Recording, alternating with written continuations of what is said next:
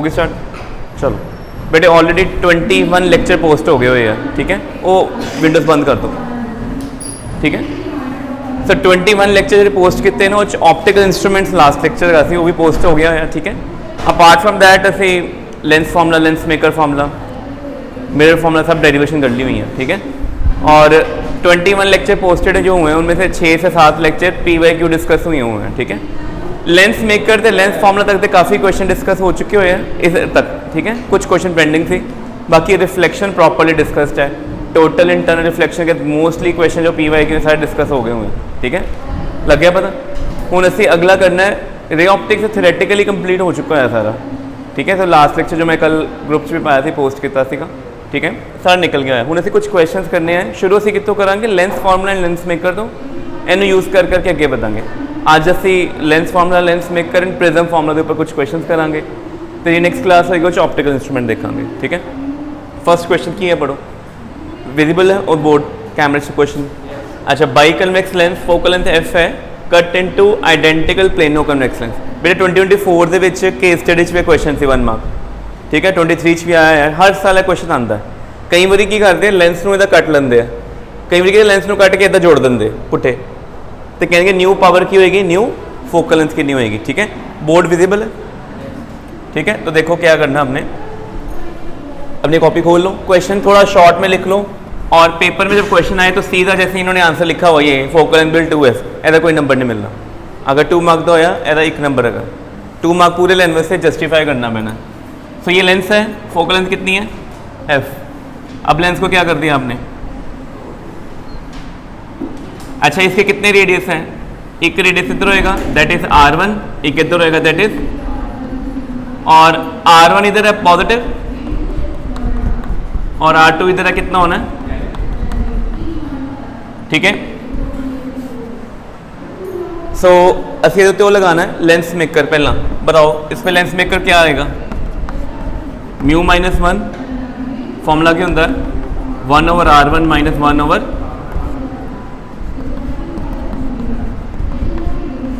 कितना होएगा 1 plus r minus minus,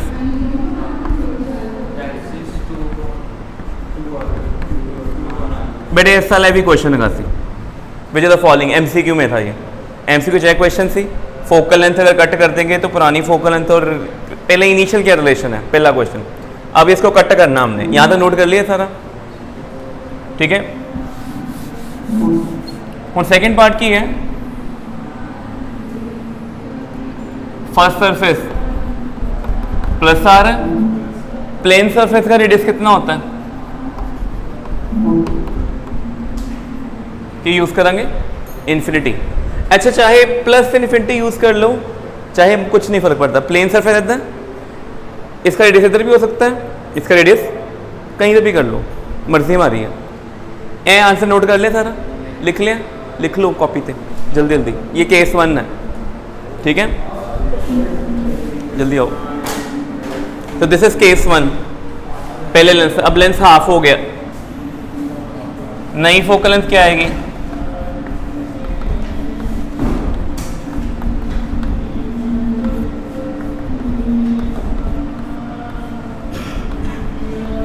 बस इतना आ जाना, ठीक है। 1/r2 1/infinity कितना हो जाना, 1/infinity 0। तो नई फोकल लेंथ क्या आ गई, म्यू माइनस 1 1/r, पुरानी कितनी थी म्यू माइनस 1 2/r। दोनों में रिलेशन बताओ क्या आएगा,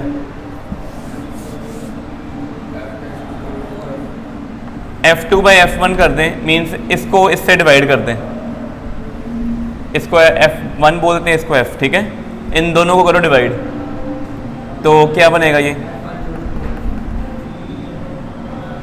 सो f1 क्या आ जाएगा, मैंने ठीक लिखा है, इसको कर ही लेते हैं।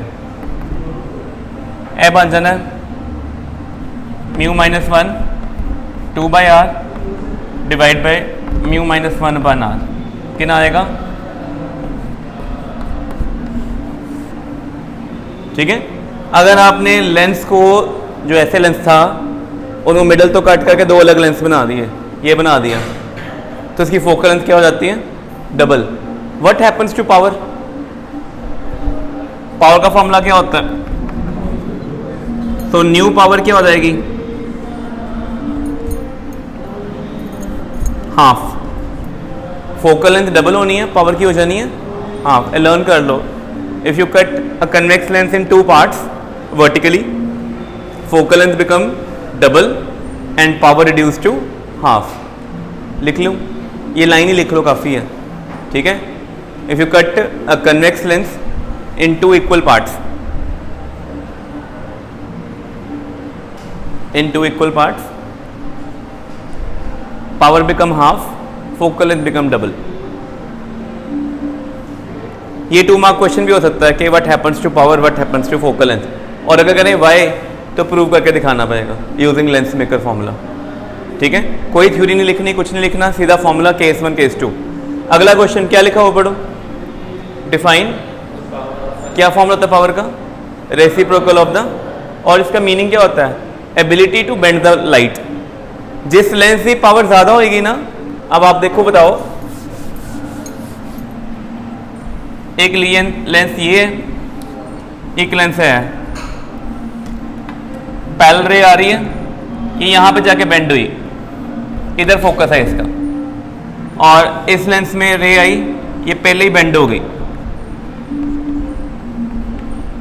इसकी फोकल लेंथ इतनी है और यदि फोकल लेंथ की ability to bend light more है, सेकेंड वाले दी ना, so more the ability to bend the light lesser the focal length, तभी तो पावर क्या होती है, directly proportional to focal length के इनवर्सली प्रोपोर्शनल। लिख लो, ability to bend the light, और फॉर्मूला क्या है 1/f। अच्छा, कई जगह 1/f यूज करते हैं, कई जगह 100/f यूज करते हैं, ऐसा कब करते हैं, मीटर। अगर 1/f मीटर में है तो ठीक है, जनरली हमें फोकल सेंटीमीटर मिलेगी, 100/f आएगा। यूनिट क्या होता है, डायोप्टर, ठीक है। जैसा अखा का नंबर होता है डी, डी यूनिट्स होते हैं ना, पॉजिटिव डी नंबर होगा मीन्स कन्वेक्स लेंस है, नेगेटिव डी है तो कनकेव। अगला क्वेश्चन देखते हैं, अगले में क्या कह रहा है,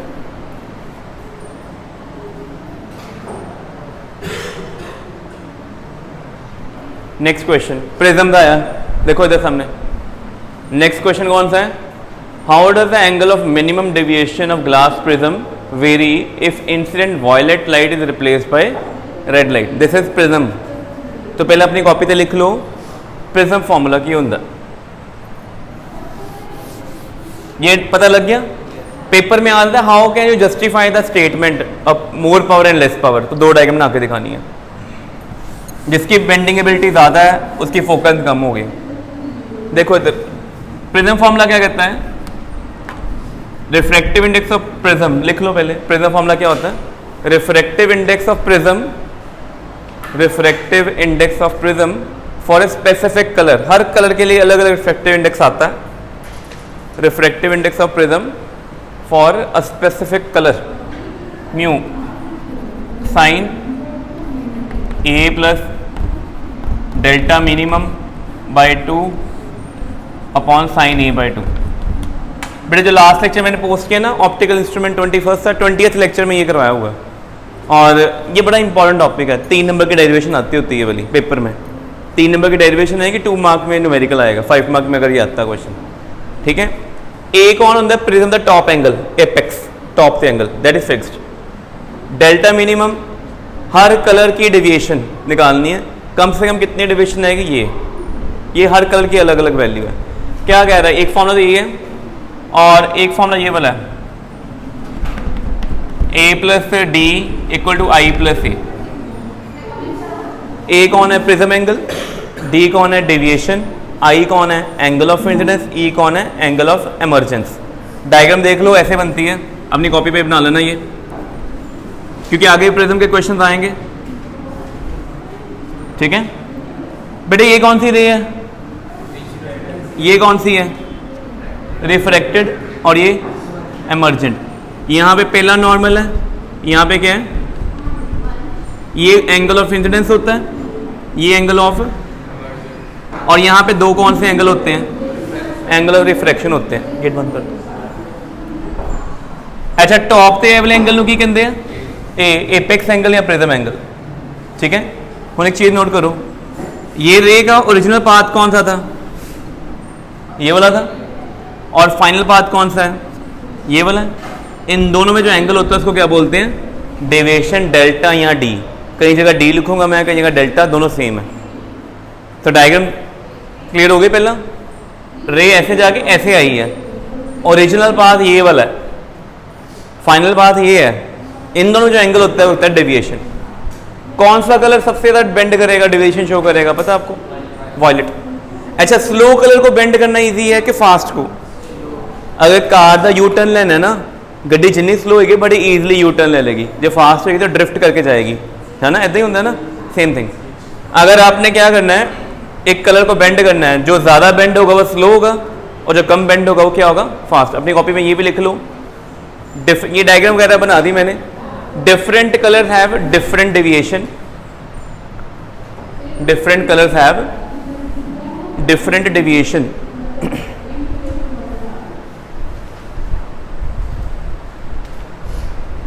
ठीक है, लिखो maximum deviation for violet colour. मैं सारा टॉपिक बता रहा हूं, एक बार गो थ्रू कर लो।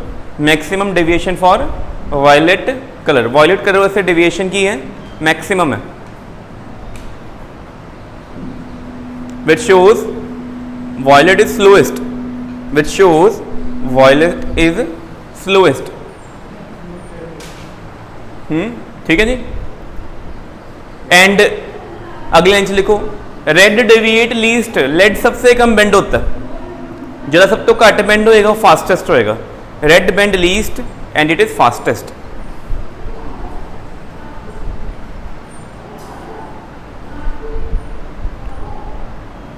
ये पॉइंट्स में आगे लिखना है, आगे लिखो नया point. Violet has maximum refractive index. Violet has maximum refractive index for a given prism,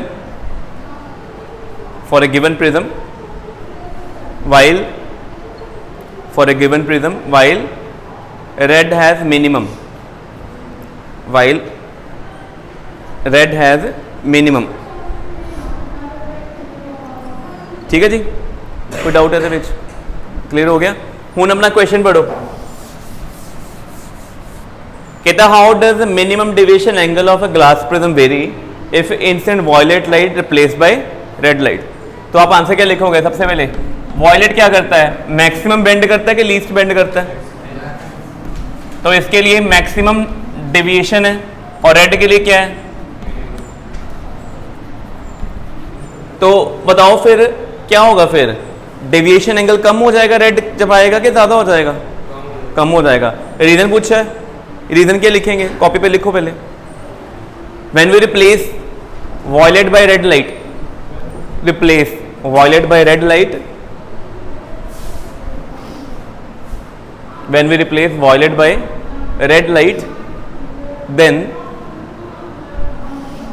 क्या होगा बताओ? Minimum deviation decreases, minimum deviation decreases.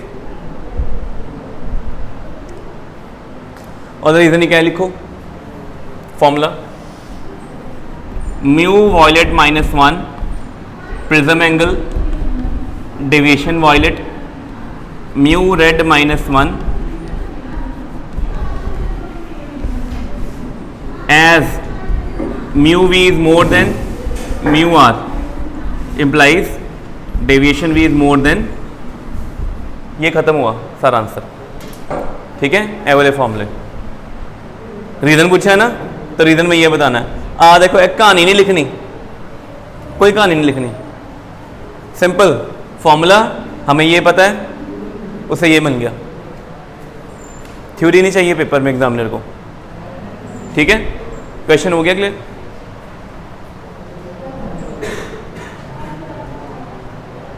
Next same ही आ गया, फिफ्थ वाला। Why the sun appears red at sunrise and sunset. A class 10th का question है। It is based on scattering of light.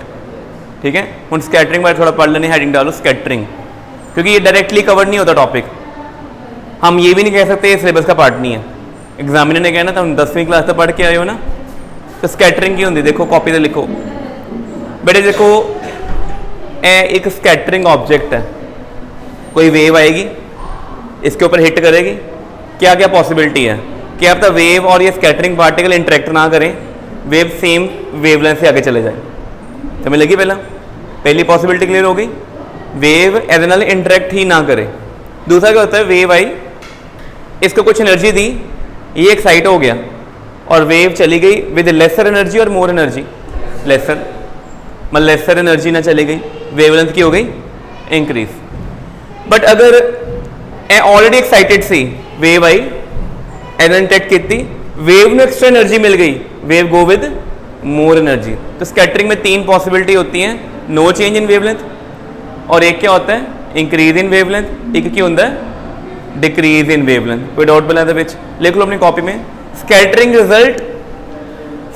Result in increase in wavelength, scattering result in increase in wavelength, comma decrease in wavelength, comma decrease in wavelength, और no change in wavelength.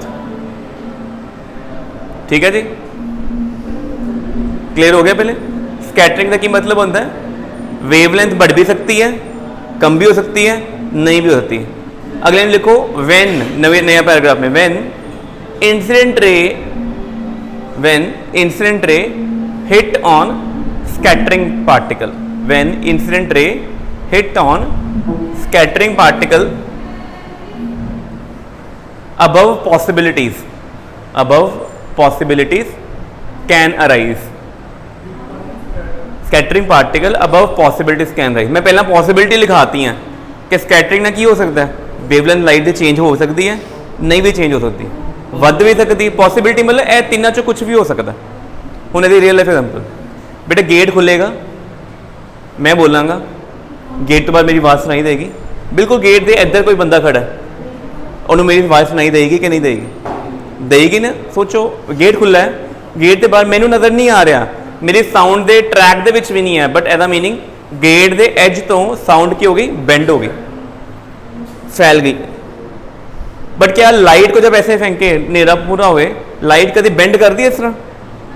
इसका meaning ये it is a kind of scattering. Scattering particle hit करके light इधर चले जाए, इधर चले जाए या ना जाए, वट एवर, स्पीड बढ़ जाए और वेवलेंथ बढ़ जाए, घट जाए, वट एवर, उसकी कंडीशन क्या होती है? लिखो condition for scattering, condition for scattering लिखो wavelength should be comparable, wavelength should be comparable. Video चल रही है? Wavelength should be comparable to size of scattering particle.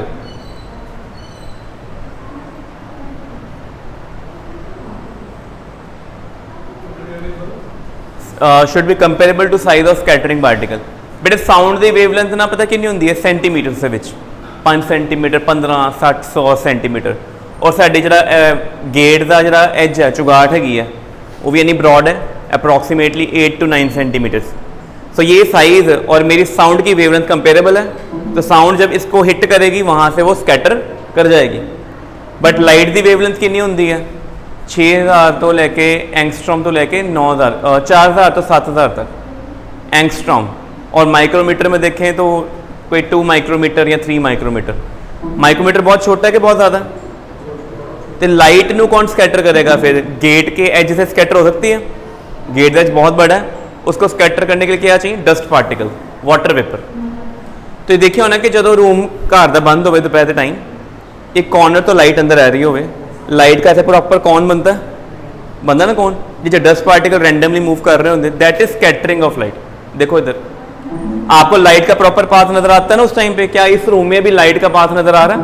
Tube light इतना लगती कि लाइट इदा जा रही है, अभी लाइट स्कैटरिंग नहीं हो रही। पर जो बहुत ज़्यादा डस्ट पार्टिकल होंगे या तो लेजर लाइट ऑन करो, उत्ते टैकम पाउडर होंगे ना, वो स्प्रे कर दो, तो देखो लेजर का पाथ नजर आएगा proper. It shows scattering of light by talcum powder. ठीक है, समझ लगी पहला? तो स्कैटरिंग वैसे की इंपॉर्टेंट है, size of the scattering particle should be comparable to the wavelength of light. बैठो, क्वेश्चन पढ़ो ਹੁਣ ਕੀ ਹੈ ਇਹਦੇ ਦੇਖੋ ਵੀ ਕਹਿੰਦਾ why sun appear red at sunrise and sunset ਦਿਨੇ ਇਦਾਂ ਨਹੀਂ ਹੁੰਦਾ अर्ਲੀ ਮਾਰਨਿੰਗ ਲੇਟ ਈਵਨਿੰਗ ਉਹ ਕਿਹੜੇ ਕਲਰ ਦਾ ਹੋ ਜਾਂਦਾ ऑरेंजिश ਰੈਡ ਹੋ ਜਾਂਦਾ ਨਾ ਵੈਸੇ सन ਦੇ ਕੋਲ ਲਾਈਟ ਕਿਹੜੀ ਆ ਰਹੀ ਵਾਈਟ ਲਾਈਟ ਜਦੋਂ ਬਹੁਤ ਗਰਮੀ ਹੁੰਦੀ ਨਾ ਦੁਪਹਿਰੇ 12-1 ਵਜੇ ਦੇਖੋ सन ਦੀ ਲਾਈਟ ਨੂੰ ਵਾਈਟ ਲਾਈਟ ਨਜ਼ਰ ਆਉਂਦੀ ਪੂਰੇ ਉੱਪਰ ਹੈ ਨਾ ਤੇ अर्ਲੀ ਮਾਰਨਿੰਗ ਕੀ ਹੁੰਦਾ ਰੈਡ ਲੇਟ ਈਵਨਿੰਗ ਕੀ ਹੁੰਦਾ ਰੈਡ ਐਸਾ ਕਿਉਂ ਹੁੰਦਾ ਉਹਦਾ ਕਾਰਨ ਦੇਖਦੇ ਹਾਂ अपनी कॉपी पे लिखो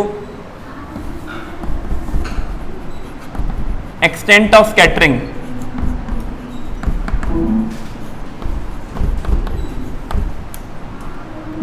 ठीक है स्कैटरिंग ज़्यादा होनी है कम होनी है ये इनवर्सली प्रोपोर्शनल किसे है बोलो वेवलेंथ दी 4th पावर जिहदी वेवलेंथ बहुत छोटी होएगी ਉਹਦਾ डिनोमिनेटर बहुत छोटा हो जाना ठीक है और एक्सटेंट ऑफ स्कैटरिंग क्या हो जाएगा बहुत ज़्यादा और जिसकी वेवलेंथ हाई होगी उसमें क्या होना है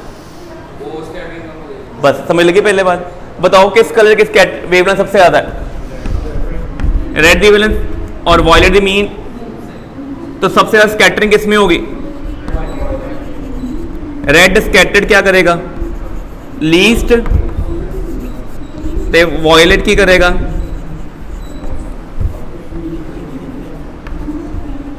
बेटे कॉपी ते लिख लो चीज़ा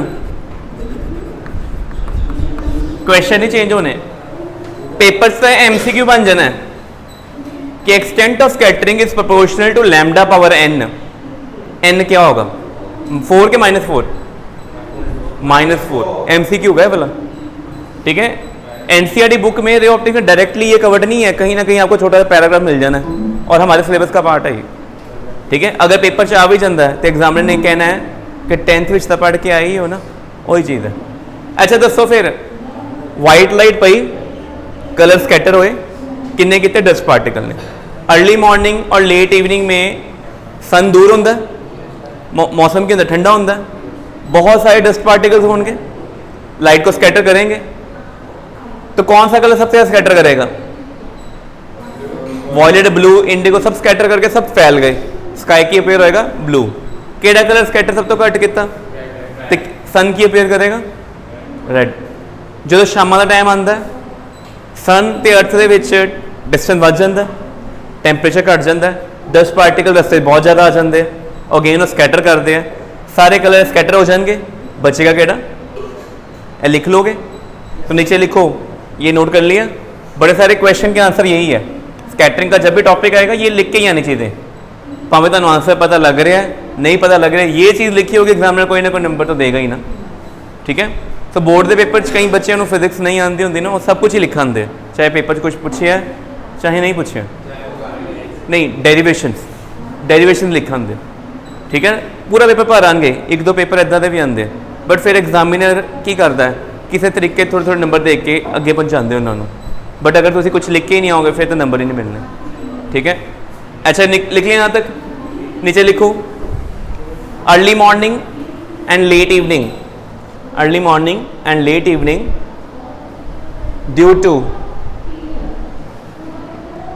due to less temperature more scattering particles due to less temperature more scattering particles are present between observer and sun मतलब की है इत्थों सनलाइट आ रही है मान लो छत ना होंदी धुप पैंदी होंदी तुसीं इत्थे होंदे सारे इकट्ठे तुसीं इधर तो तितर हो जाना सीगा है ना छां लभनी सी बट जे शाम के टाइम ते मॉर्निंग टाइम कोई प्रॉब्लम होंदी सानू तो डस्ट पार्टिकल मेरे ते सन दे बड़े ज़्यादा हो गए मॉर्निंग ते इवनिंग मैक्सिमम स्कैटरिंग हुई रेड सबसे कम स्कैटर हुआ और वॉयलेट की होया सब तो ज़्यादा वॉयलेट ब्लू इंडिगो ग्रीन सब फैल गए बचा केड़ा रेड एंड ऑरेंज ठीक है तो चीज़ क्लियर हो गई पहला कोई डाउट है ये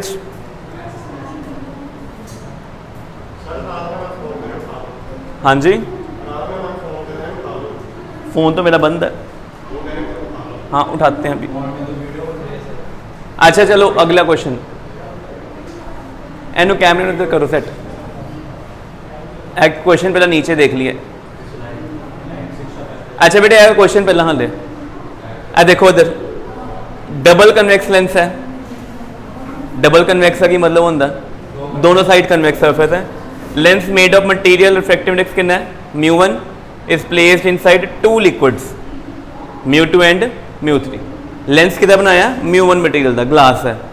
एक बार इन्होंने पानी च रखता एक बार इन्होंने ऑयल च रखता दो डिफरेंट मीडियम च उन्होंने रिफ्रैक्टिव इंडेक्स ऑर्डर दस्या होया कहते wide parallel beam of light is incident from left. ठीक है how the rays will be refracted ठीक है वो दसना सी आंसर। ठीक है क्वेश्चन बड़ा इंपॉर्टेंट है नोट करो कॉपी ते पहला ठीक है। कंपिटेंसी बेस्ड क्वेश्चन है वो कैमरे च पूरा विजिबल है क्वेश्चन। ठीक है एक क्वेश्चन नहीं सारा लेंस मेकर फॉर्मूला समझा देना जिन्होंने लेंस मेकर फॉर्मूला नहीं आता ना वो एक क्वेश्चन च सारा कवर हो जाता। ठीक है स्टेटमेंट जरूर नोट करनी है पेपर के प्रीवियस आया होया तो असीं इहनूं ईजी क्वेश्चन कैटेगरी नहीं रखांगे। एक डिफिकल्ट क्वेश्चन है जिहदे ते बहुत ज़्यादा दिमाग लाना पड़ेगा। ठीक है तो उन्होंने करिए नोट कर लिया लिख लिया लिखो लिखो जल्दी। तुहानूं स्टेटमेंट तो पढ़ के की पता लगता पे कि लेंस नूं इक्को वारी दो मीडियम च रखिया कि वारी वारी रखिया वारी वारी रखिया। पहला उन्होंने μ2 च रखिया फिर उन्होंने फिर कहते दसना कि होया लाइट रे पैरेलल आनियाँ क्या वो कन्वर्ज करनगियां कि डाइवर्ज करनगियां और हमने प्रॉपर लॉजिक के साथ आंसर बताना कि अगर कन्वर्ज कर रहा है तो क्यों हो रहा है डाइवर्ज कर रहा है तो क्यों। लिख लो नहीं सब कुछ होगा सब कुछ तुम्हारे साथ किया जाएगा पहले लिख लो। ठीक है कोई तुम्हें कमी पेशे का मौका नहीं दिया जाएगा। ठीक है अब लिख लो μ1 है केस 1 बाहर का मीडियम है μ2। ठीक है μ1 वड्डा के μ2। ठीक है medium has more mu than lens. क्या ठीक है ये मीडियम का रिफ्रैक्टिव इंडेक्स ते हुण MCQ च क्वेश्चन पूछना है पहला तो आंसर लिख लो। ठीक है इतना नोट कर लिया। लेंस मेकर फॉर्मूला पता किसी नूं बोलो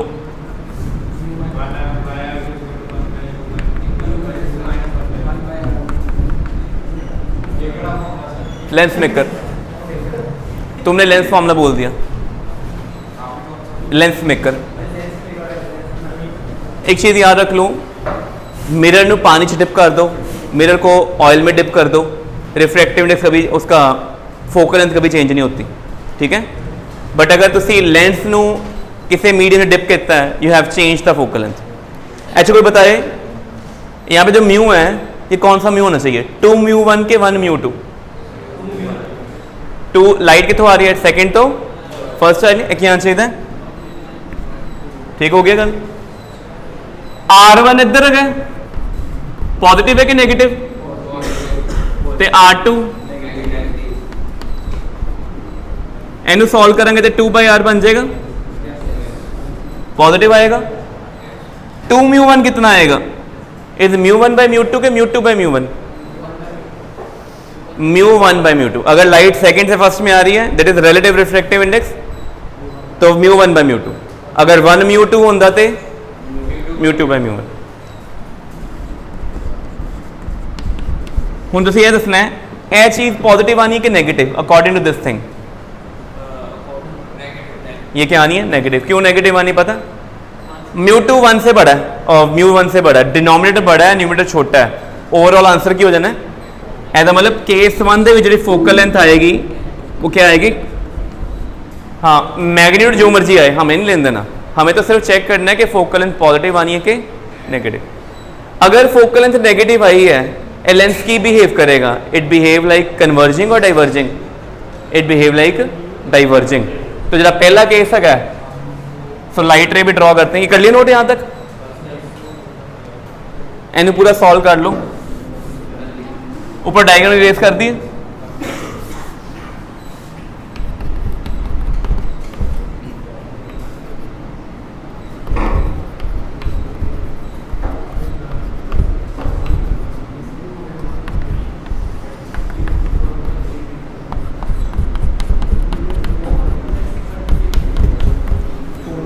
ठीक है, देखो बेटे ते गल्ला ना करो।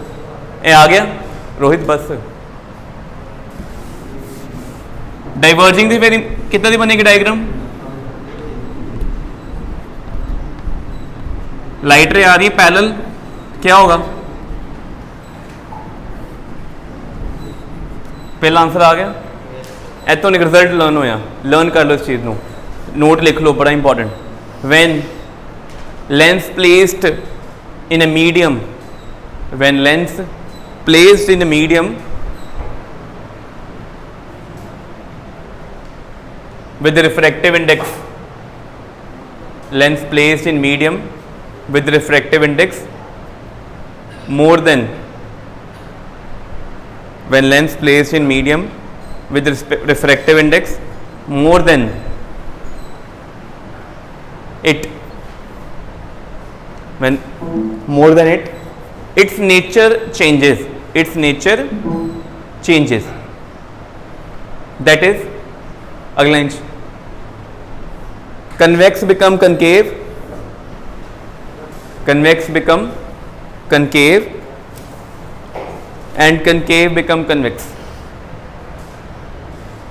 हैगा तो पहला कन्वेक्स लेंस ही थी ना, म्यू2 पैनल की बन गया कनकेव बन गया, ठीक है। So can a convex lens behave concave lens? Yes, when it is placed in refractive index more than it's material, ठीक है। लग गया पता केस 1। हुण केस 2, केस 2 किहदे विच डिप किया है, कर ले नोट सारा? हो गई डायग्राम? बना ली?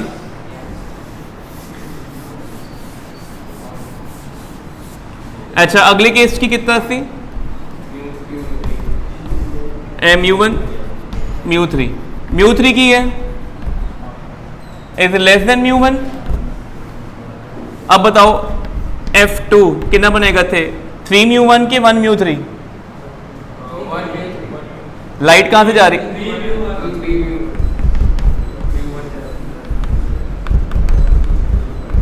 इन्होंने कुछ चेंज आना है? ये अभी भी R1 पॉजिटिव आ रहा है, R2 एन सेम ही रहना है। एक ही बन जाएगा mu1 बाई mu3 के mu3 बाई mu1। सिंप्लीफाई करेंगे क्या आएगा?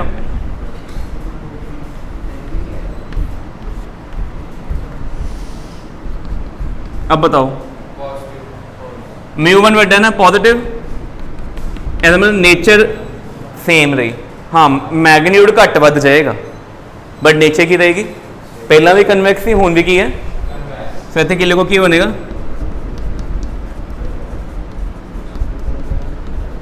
कन्वर्जिंग। बड़ा जरूरी क्वेश्चन है, very important. Lens maker formula एक ही क्वेश्चन में सारा एक्सप्लेन हो जाता है, हाउ टू यूज, ठीक है। R1 पॉजिटिव आ रहा है, R2 नेगेटिव आ रहा है, डायग्राम पता चलेगा। कनकेव में उल्टा हो जाना, ठीक है। हो सकता है अगले साल का पेपर क्वेश्चन आ जाए कनकेव दे दें लेंस, बाकी सब क्वेश्चन की हुए बिल्कुल सेम और कनकेव बोल दें। लिख लो, हाथों का सदुपयोग कर लो, ठीक है। तो डायग्राम में केस की बनेगी, कन्वर्ज है कि डाइवर्ज? बस खत्म, सिंपल जी गल है, ठीक है। इन्ना क्लियर हो गया, ठीक है। चलो अज असीं इन्ने क्वेश्चन करते, नैक्सट क्लास अगे करांगे, ठीक है। तो इनू कर दो ऑफ।